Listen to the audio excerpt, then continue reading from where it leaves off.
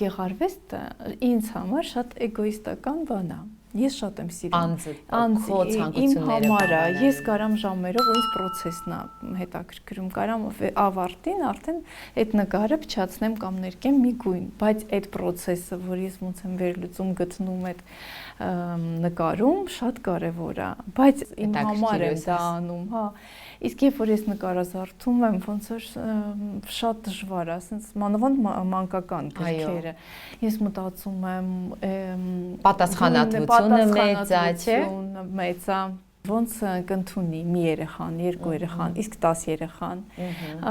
այս տարիքի, իսկ ավելի մեծ, ավելի փոքր, իսկ այն երեխան, որ ապրում է